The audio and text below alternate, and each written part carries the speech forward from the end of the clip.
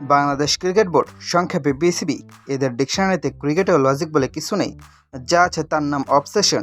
বিশেষ করে আমাদের মাননীয় নির্বাচকদের মাথায় একটা ভূত চেপে বসে আছে, তার নাম right hand left hand combination.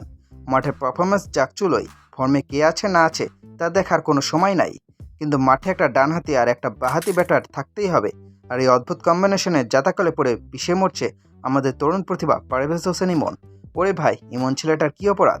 সে টি-20তে ধুমধারাক্কা রান করে ওয়ানডে স্কোয়াডে ফেরত আসার দাবি জানাচ্ছে, আর আমাদের নির্বাচকরা তাকে দেখেও না দেখার ভান করে বসে আছে। কেন? কারণ ইমন নাকি ওয়ানডেতে পর্যন্ত 3টা ম্যাচ খেলে ফেলছে। চলুন একটু ইমনের ওয়ানডে ক্যারিয়ারে পোস্টমর্টম করি। সে পর্যন্ত ওয়ানডে খেলছে কয়টা? মাত্র 3টা। ইনিংসগুলো কত 13, 67 এবং 28, মানে 3 ম্যাচের একটাতে সে হাফ সেঞ্চুরি করছে, একটাতে মাঝারি শুরু করছে আর একটাতে কম রানে আউট হয়েছে। ভাইরে ভাই, 3 ম্যাচে 160 রান, গড় 36। এটা দেখে নির্বাচকদের চোখ কপালে উঠে গেছে। তারা ভাবছেন, না 3 ম্যাচে এত রান কেমনে করে? এতে বিসিবির ঐতিহ্য বিরোধী, একে দ্রুত ড্রপ করো। 3টা ম্যাচ দেখে একটা 22-23 বছরের ছেলেকে ওয়ানডে থেকে ভ্যানিশ করে দেওয়া হলো। অথচ আমাদের দলে এমন একজন লেজেন্ডারি ক্রিকেটার আছেন যার টানা 15-20 ম্যাচে ডাবল ডিজিট রান না করলেও নির্বাচকদের চোখের মনে হয়ে টিকে থাকেন। তাদের জন্য দ্য ইউনিকট, আর ইমনের জন্য ডিরেক্ট স্কোয়াড থেকে এক্সিট। বর্তমান ওয়ানডে স্কোয়াডের দিকে একটু তাকান। কিপার আছেন 2 জন, লিটন দাস আর নুরুল হাসান সোহান। লিটনের কথা বাদই দিলাম, কিন্তু আমাদের সোহান ভাইয়ের কারেন্ট ফর্মের যে অবস্থা, তাতে গোলপোস্টার সাইজের উইকেটের পেছনে দাঁড়া করালেও বল গ্লাভসে জমবে কিনা সন্দেহ। ব্যাটেও রানের দেখা নাই। আর টপ অর্ডারের আরেক রত্ন সাইফ হাসান। ভাইরে ভাই, সাইফ হাসান ইদানিং যেভাবে উইকেটে এসে আসছে আর যাচ্ছে স্টাইলে ব্যাটিং করছেন, তাতে মনে হয় তিনি মাঠে নামেন শুধু আম্পায়ারকে সালাম দিয়ে ড্রেসিং রুমে ফিরে আসার জন্য। রান খরা কাকে বলে তা সাইফ হাসানের রিসেন্ট পারফরমেন্স না দেখলে কেউ বুঝবে না। কিন্তু ম্যাজিকটা দেখেন, অফ ফর্মে থাকা সাইফ হাসান স্কোয়াডে আরামসে টিকে যাচ্ছেন।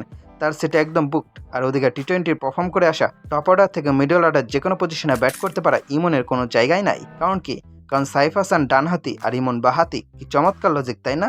বিসিবির এই লেফট রাইট কম্বিনেশনে ভূত যদি কোনোদিন তাদের মাথা থেকে নামে, সেদিন হয়তো বাংলাদেশ ক্রিকেট একটু স্বস্তি নিঃশ্বাস ফেলবে।